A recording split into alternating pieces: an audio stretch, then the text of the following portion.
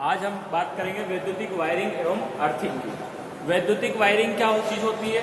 जैसे कि अपन घर के अंदर पंखे, बल्ब, ट्यूबलाइट, हीटर वगैरह इन सब चीज़ों की जो कनेक्शन करते हैं उसी को बोलते हैं अपन वायरिंग, या फिर इन सभी को स्थापित करना और स्थापित करके इनको चलाना, और चलाने के लिए जो अपने को वायरिंग करनी पड़ती है उसी को बोलते हैं अपन वैद्युतिक वायरिंग। और एक चीज़ है, चैप्टर का नाम है वैद्युतिक वायरिंग एवं अर्थिंग। तो अर्थिंग की आवश्यकता क्यों पड़ती है हमें? अर्थिंग की आवश्यकता इसलिए पड़ती है कि हमारी जितने भी उपकरण हम अपने घरों के अंदर चलाते हैं उन मशीनों की और हमारी सेफ्टी के लिए। क्यों? क्योंकि जैसे भी अगर किसी कारण से मशीन की बॉडी के ऊपर करंट आता है तो अर्थिंग क्या करता है, उसको डायरेक्टली जमीन के अंदर अर्थ कर देता है ना। तो इससे मशीन की और हमारी दोनों की सुरक्षा होती है, इसलिए अर्थिंग जरूरी है। ठीक है। वैद्युतिक वायरिंग के आशय घरों में स्थानों पर लगे लैंपों तथा हीटर, बैटरी आदि को मतलब चलाने वाली जो होती है अपनी मशीनें, अन्य मशीनें होती है, उपकरण होते हैं, बिजली के सप्लाई से जोड़ना जो है उसी को अपन क्या बोलते हैं? वैद्युतिक वायरिंग बोला जाता है।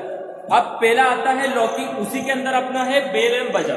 बेल एवं बजर से आशय है हमारा कि एक सूचक यंत्र जिसके द्वारा हम मतलब या तो घर के अंदर या घर से नीचे बाहर से घर के अंदर तक अपन किसी भी प्रकार से अलार्म बजा के उसको सूचना प्रदान कर सकते हैं। तो लॉकिंग बेल एवं बजर का विवरण आरेख इसके अंदर दिया गया है। अभी हम पढ़ेंगे लॉकिंग बेल एवं बजर।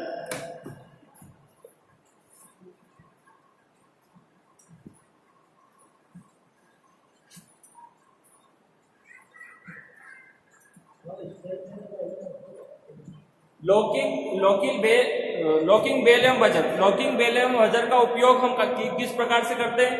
यह एक विद्युत से चलने वाला उपकरण है। इसके अंदर ये काय के ऊपर चुंबकीय मतलब इसके अंदर विद्युत बल रेखाओं के द्वारा इसको चलाया जाता है, विद्युत चुंबक के द्वारा, है ना। अब हम बात करते हैं, इसका मैं डायग्राम बना रहा हूं। ठीक है। तो इसके अंदर सबसे पहले लगाया जाता है वैद्युतिक चुंबक।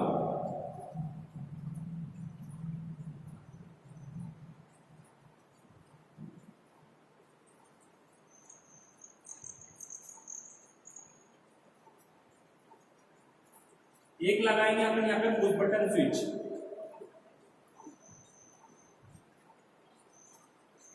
उसके बाद लगाएंगे अपन इसके अंदर बैटरी। यहाँ पे बैटरी आ गया, क्योंकि कोई सी भी चीज उसके अंदर न्यूट्रल को डायरेक्ट लिख दिया जाता है और फेज को हमेशा कंट्रोल किया जाता है स्विच के द्वारा।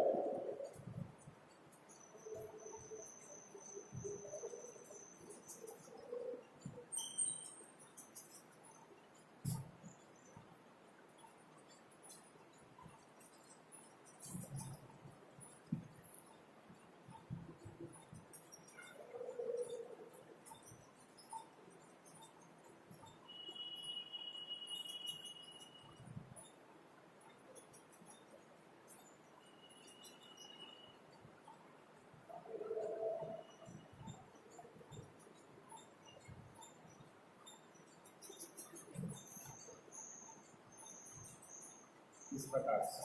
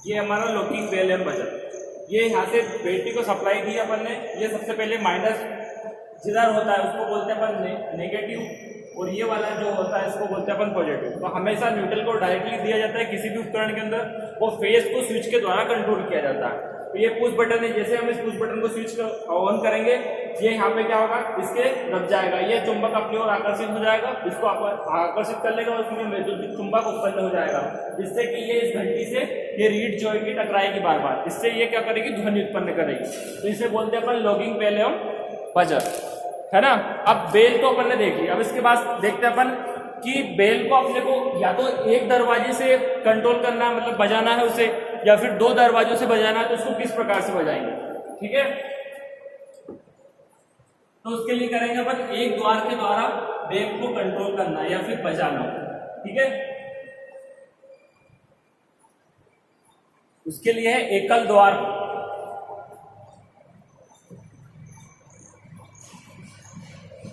एकल द्वार के द्वारा अपन क्या करें, बेल को कंट्रोल कर रहे हैं। इसके लिए क्या करते हैं, अपन सबसे पहले एक बेल का निर्माण करेंगे।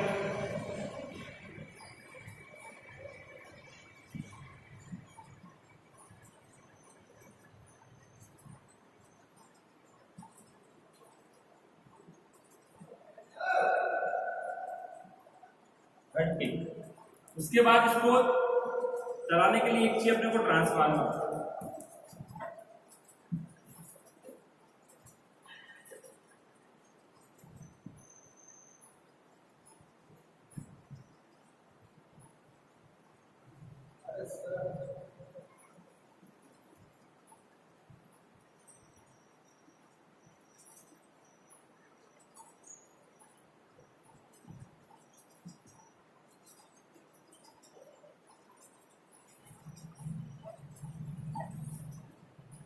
तो ये वाला लगा देगा पर एक बटन स्विच, ये बटन स्विच है,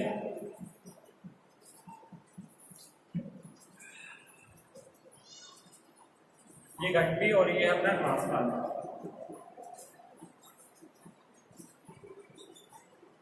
ये तो हो गया अपना एकल द्वार, यानी कि एक ही जगह से अपन इस घंटी को बजा सकते हैं। अब अगर अपने को इसको दो द्वार, बाई चांस किसी के घर में आगे और पीछे दोनों तरफ दरवाजे, तो फिर वो घंटी को एक जगह से कैसे बजाएं, तो दो जगह से बजाने के लिए हम क्या करेंगे, मेसिंग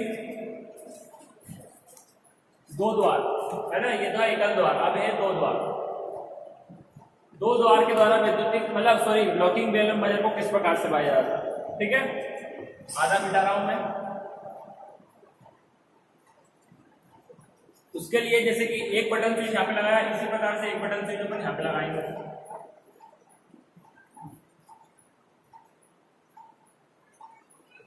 और इसके अंदर हमने तीन पॉइंट, सबसे पहला है अपना ये बटन स्विच से एक दे दिया मैंने। दूसरा आया, उसको मैं लेके जाऊंगा ट्रांसफार्मर के अंदर। कहाँ पे, ट्रांसफार्मर।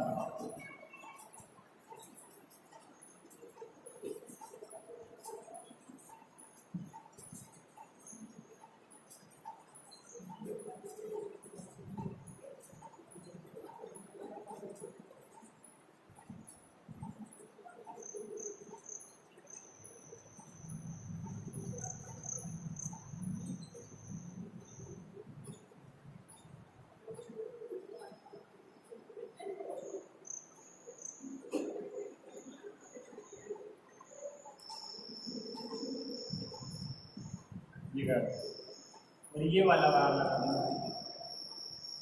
अब आप चाहे तो इसको बटन स्विच को दबाएं, चाहे इसको दबाएं, दोनों ही कंडीशन में ये घंटी अपनी बजेगी। बटन स्विच, तो ये अपना ट्रांसफार्मर, ठीक है।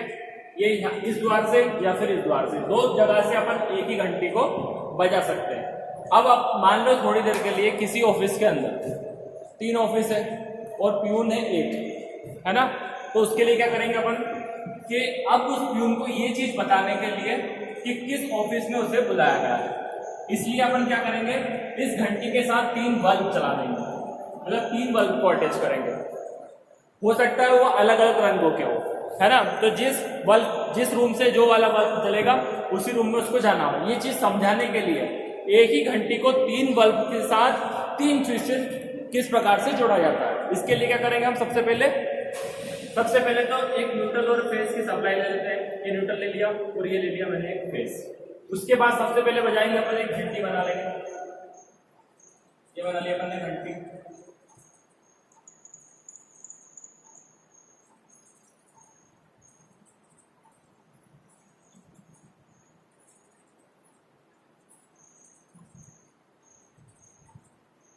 ठीक है, अब इस घंटी के बाद हम लोग क्या करेंगे, 3 बल्ब लगाएंगे यहाँ पे।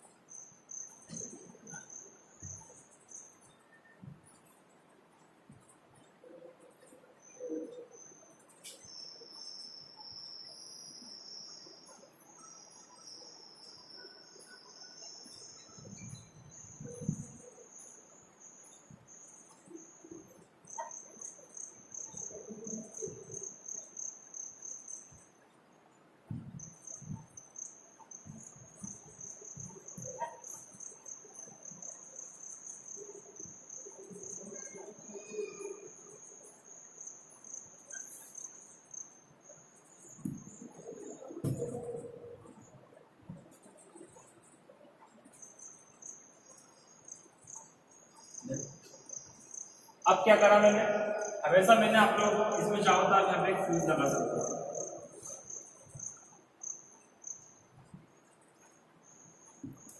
ठीक है, और एक मेन स्विच भी लगा सकते हो। मेन स्विच फ्यूज के बाद लगेगा। ठीक है, अब इसके बाद क्या करा, न्यूट्रल मैंने डायरेक्टली घंटी को दिया है।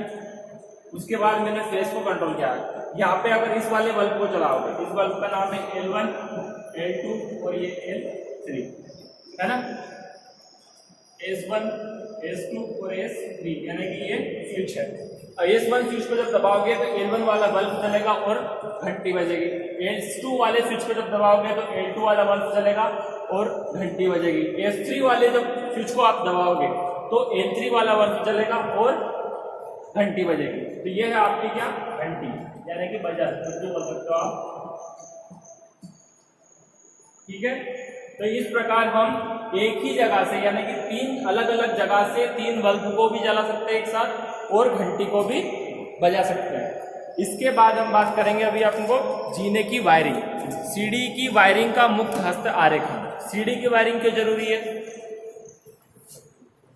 ऊपर से नीचे या नीचे से ऊपर जाने के टाइम पे हम नीचे से अगर किसी भी बल्ब को चालू करके गए सीढ़ी पे तो इसको ऊपर जाके बंद कर देते हैं, और ऊपर से अगर आप नीचे आए हो तो उसको ऊपर चालू अगर आपने करा है तो उसको नीचे आके आप बंद कर सकते हैं। उसके लिए सबसे मेन चीज है, क्या चीज चाहिए अपने को, 2 वे स्विच। क्या चाहिए, 2 वे स्विच। चलो, जीने की वायरिंग या फिर सीढ़ी नुमा वायरिंग किस प्रकार से की जाती है। सीडी की वायरिंग,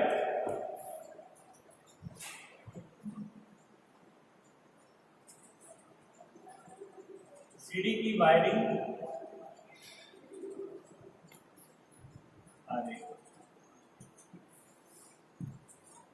सीडी की वायरिंग के लिए चाहिए अपने को सबसे पहले तो एक क्या चाहिए, एक बल्ब चाहिए, 2 2 वे स्विच चाहिए और सप्लाई और कुछ चालक तार है ना।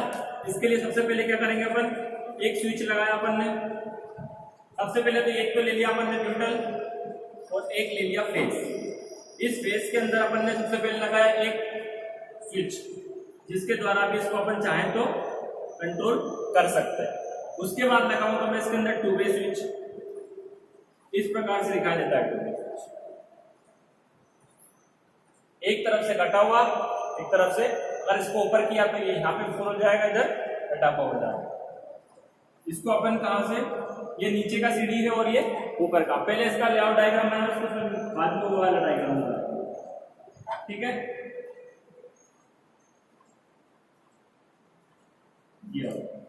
यहाँ पे लगाया अपन ने एक बल्ब,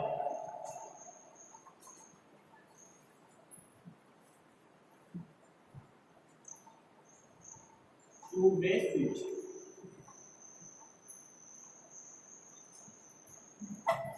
और इस बल्ब से इसको कनेक्ट करना है। वो सिंपल है भाई, क्या है, ये टू वे स्विच लगाया एक यहाँ पे, एक लगाया यहाँ पे, टू वे स्विच, वो सिंपल वायरिंग है, टू वे सिंपल मतलब जीने की वायरिंग। तो सीडी नुमा अभी तो अपन ने ये सिर्फ नॉर्मल फॉर्म में समझा, अब सीडी के तौर पे मैं आपको बता देता हूँ इसको कि किस प्रकार से बनाना है। अगर सीडी की वायरिंग आए नाम से तो फिर आपको किस प्रकार से डायग्राम बनाना है, क्वेश्चन अगर आपसे पूछा जाए तो उसके लिए आपको सबसे पहले सीढ़ियां बनानी पड़ेगी।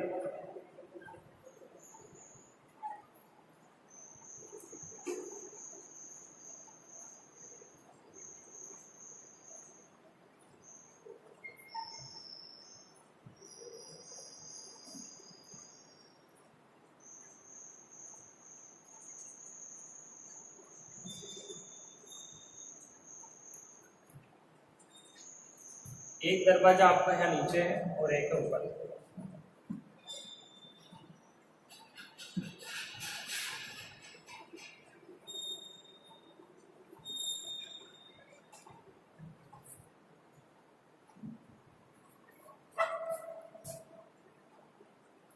एक यहाँ पे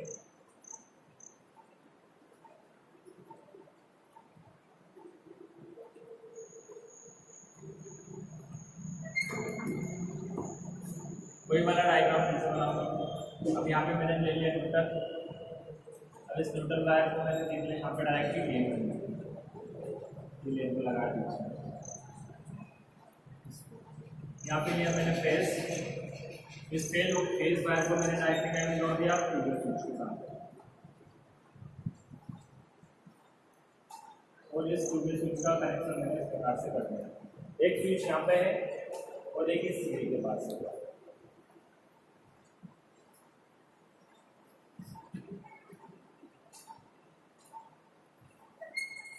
अभी हाल फिलहाल की कंडीशन में मेरे को ये बताइए आप कि बल्ब चालू है या बंद है।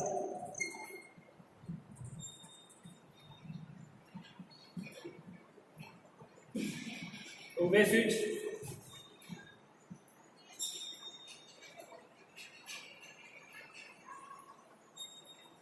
ये बल्ब,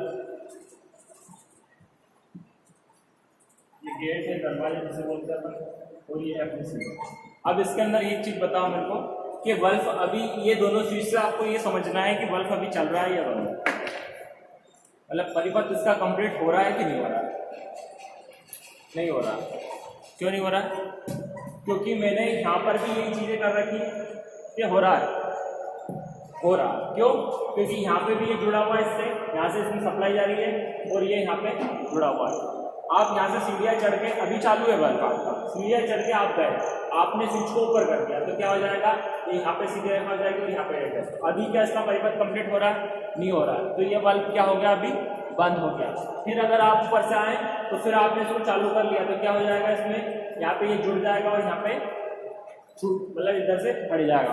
फिर आप नीचे आए, नीचे आके आपको बल्ब को बंद करना है तो आप इसको जोड़ दोगे और इसको बंद कर दोगे तो क्या हो जाएगा, फिर से आपका बल्ब बंद हो जाएगा, है ना। ठीक है, तो ये हो गई अपनी जीने की वायरिंग। ठीक है, ठीक है, जीने की वायरिंग करना ठीक है। अब लास्ट और मोस्ट इंपोर्टेंट जो चीज है उसकी बात कर रहे हैं हम, अर्थिंग। अर्थिंग क्यों आवश्यक होता है अपनी मशीनों की और अपनी खुद की, है ना, सेफ्टी के लिए अर्थिंग का उपयोग किया जाता है ना।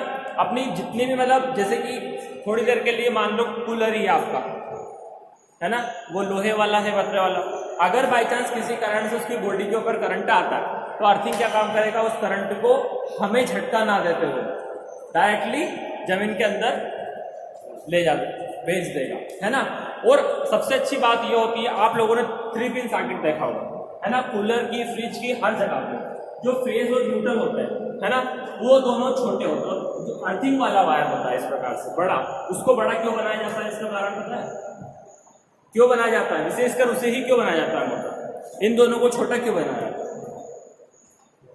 क्योंकि ज्यादा से ज्यादा इलेक्ट्रॉन्स उसके अंदर से प्रवाहित हो सके, इसीलिए अर्थिंग का तार मोटा बनाया जाता है यहाँ पे ये स्विच के अंदर।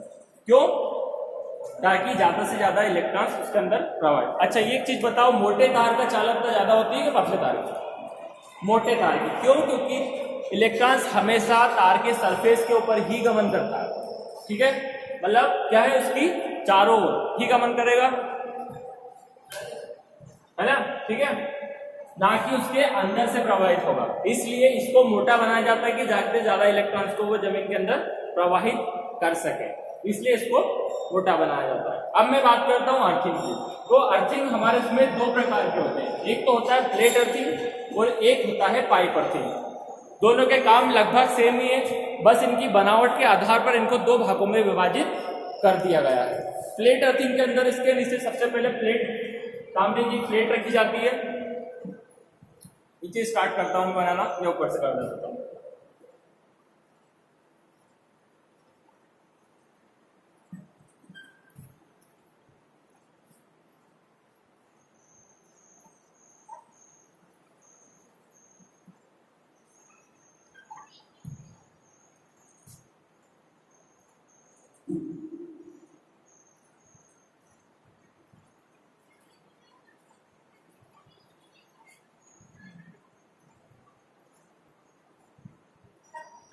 यहाँ पे लगाएंगे बस,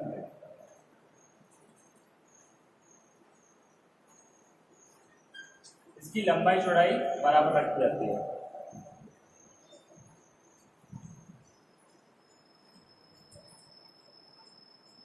ये तांबे की प्लेट होती है, ठीक है,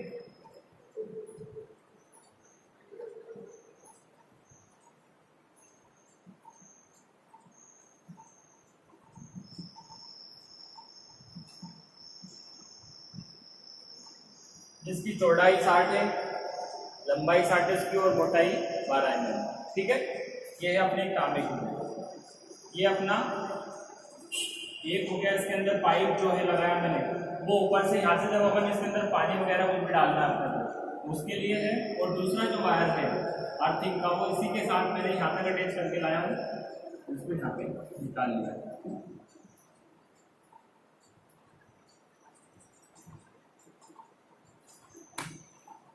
इसके चारों ओर बहुत सी अशुद्धियाँ, जैसे कि अपना रेत है, कोयला और चारकोल वगैरह, ये सब डाल रखे हैं इसके अंदर आसपास हमने, मतलब नीचे गड्ढे के अंदर, ठीक है। और इस तार के द्वारा, इस पाइप के द्वारा इसके अंदर पानी को डाला जाता है, और ये यहाँ से अपने को अर्थिंग का साइड से ले लिया जाता है। तो इसके अंदर बहुत सारी चीज़ें, यहाँ पे सीमेंट कंक्रीट बनाएंगे अपन, फलर बनाएंगे, सीमेंट कंक्रीट का बनाएंगे इसको, ये एक नाम है फलर।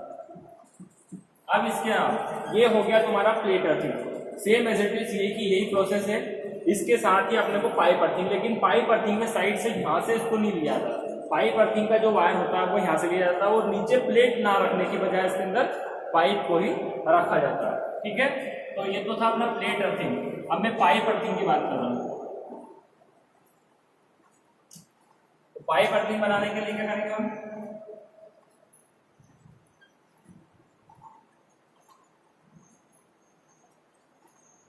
इस पाइप में क्या करते हैं, छोटे छोटे से छिद्र कर दिए जाते हैं, क्योंकि पानी वगैरह जो है अपना वो यहीं से आएगा इसके अंदर,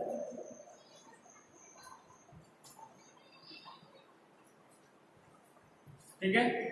और यहाँ से साइड से इसमें से अपन क्या लगा लेते हैं, तार निकाल लेते हैं।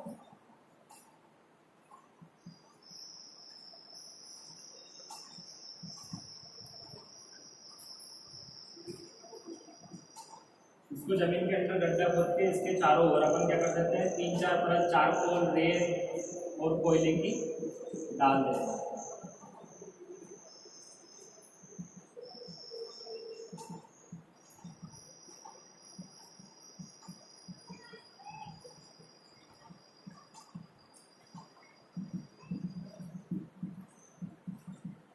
इस पाइप के द्वारा इसके अंदर पानी भी दिया जा सकता है और इससे ही अपने को सप्लाई प्राप्त होती रहती है। ये थे तुम्हारे दो प्रकार के अर्थिंग, एक था प्लेट अर्थिंग और दूसरा था आपका पाइप अर्थिंग।